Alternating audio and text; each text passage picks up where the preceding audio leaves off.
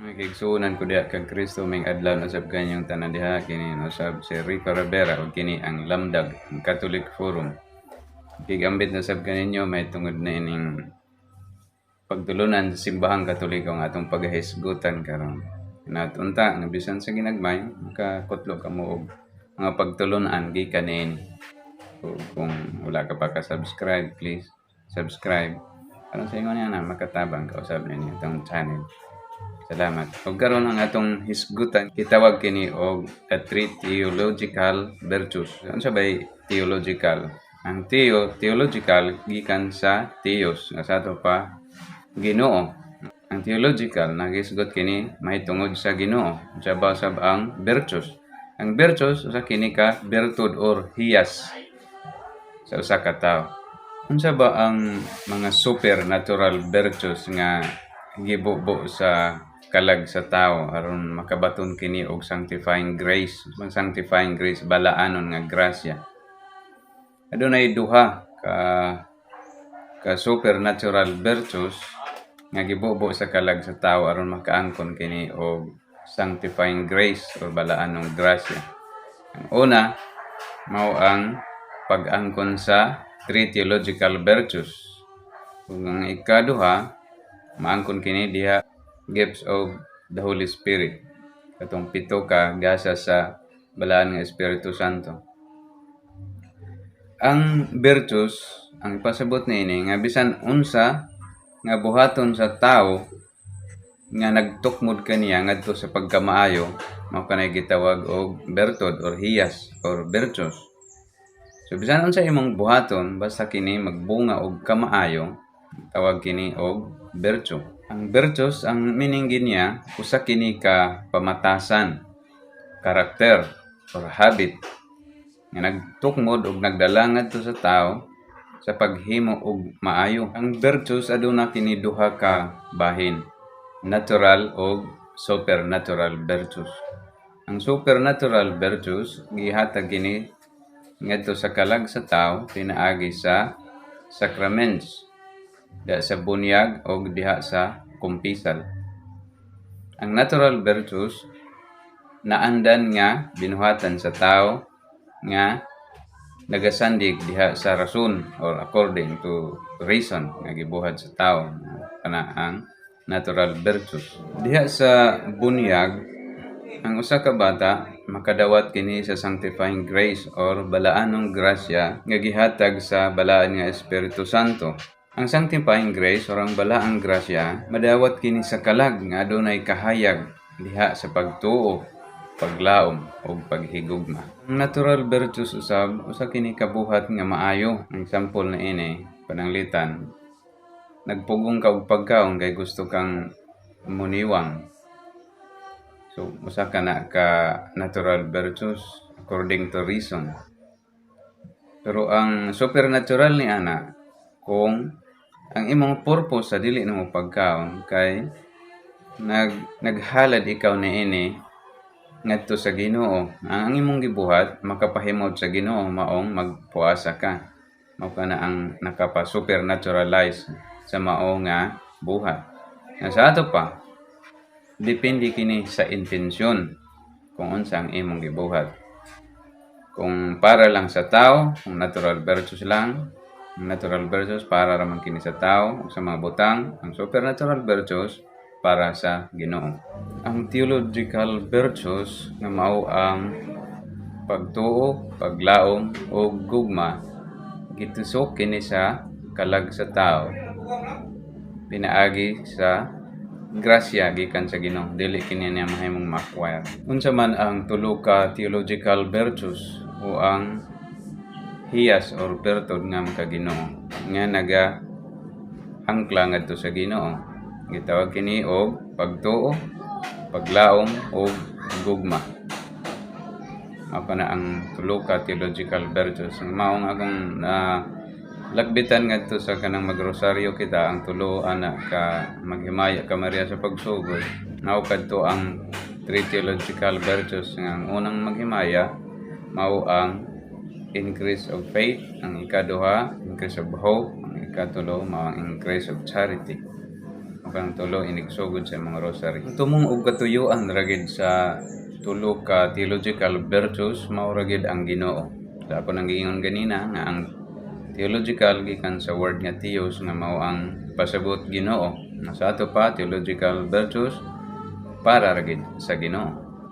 Ang dagkong mga butang nga gipadayag ngadto sa kalag nga nagdala sa dagkong grasya o makabalaan nga grasya mao ang 3 theological virtues ug ang 7 gifts sa Holy Spirit.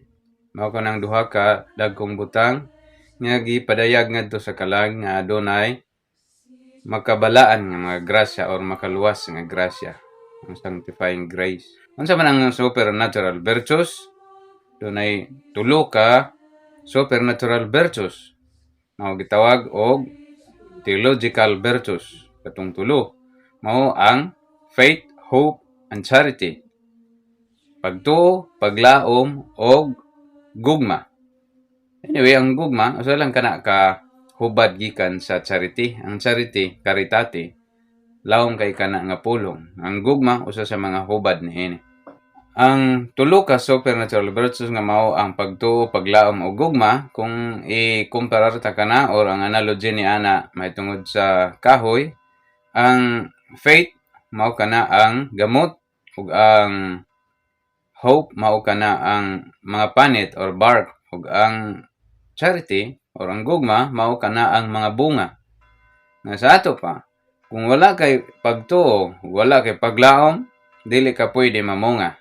Nga sa pagkaatras mga pagkasulti, kung walay gugma, walay paglaom. Kaya wala may paglaom, walay pagtuo. Na naraka-simple ang theological virtues kung imong i-analyze siya. Anyway, ang atong gikuhaan na gihapon og pagtulungan, mao gihapon ang My Catholic Faith nga libro.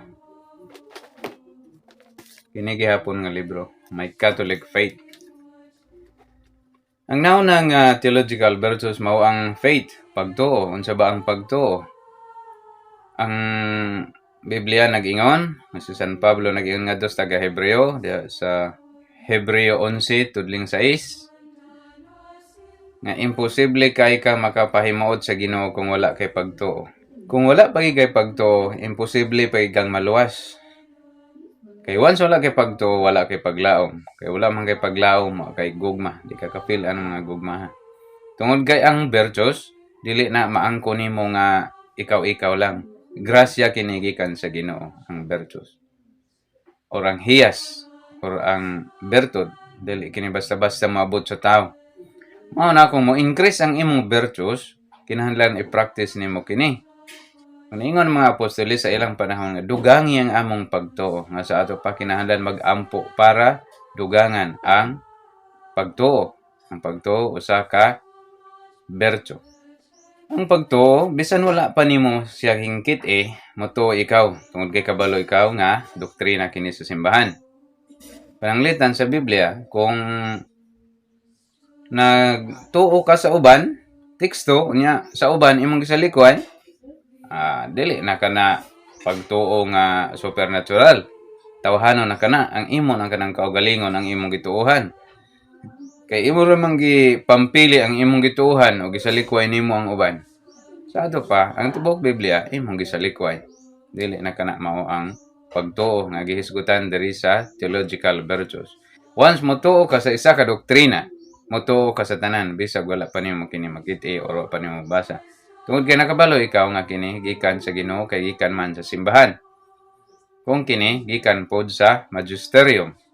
Ang atong libro nagkanayo nga kung aduna ka makaangkon ka sa tulo ka theological virtues sa marusab nga naangkon mo na ang uban nga mga virtues. Tungod kay kung wala ka niini, imposible gyud nga makaadto ka og langit. Kung kay imposible gyud nga kung wala kay pagtuo, dili ka gyud makapahimuot sa Ginoo. Unsa man pud ang paglaom? May kaduha nga theological virtue. Ang paglaom mao kini nga paglaom nga nakaangkla diha sa Ginoo. Paglaom nga naglaom kita sa saad ni Kristo nga luwason kita. Nga sa ato pa, dili kini basta-basta nga paglaom. Kinahanglan nakaangkla kini diha sa pagtulun-an sa simbahan ug diha kang Kristo. Ang paglaom importante kaayo sa kaluwasan.